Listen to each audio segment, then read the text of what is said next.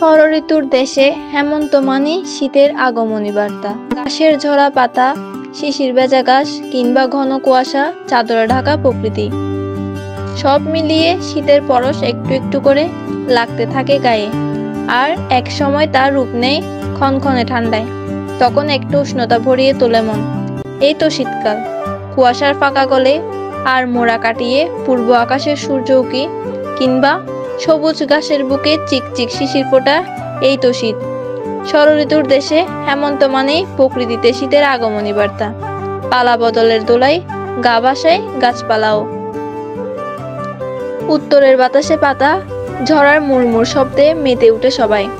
শহরের দালান কোটায় শীতের উষ্ণতা একটু দেরিতে এলেও গ্রামীণ জনপদে আগেই পাওয়া যায় শরৎ উপস্থিতি। গরম কাপড়ের খোঁজে দোকানে দোকানে চলে আনগোনা।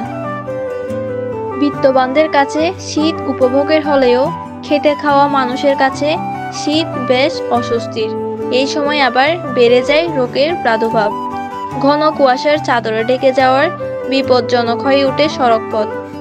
বাংলাদেশে শীতের প্রকোপ বেশি হয় উত্তর জেলাগুলোতে। আবহাওয়া অফিস সূত্রে জানা যায়, এই বছরও তার ব্যতিক্রম হবে না।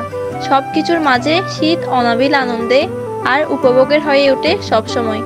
তাই তো কবি সুকান্ত বলেছেন, হে সূর্য তুমি আমাদের স্যাঁতসেঁতে ভিজে ঘরে উত্তাপ আর আলো দিও, আরো আলো দিও রাস্তার ধারের ওই উলঙ্গ ছেলেটাকে।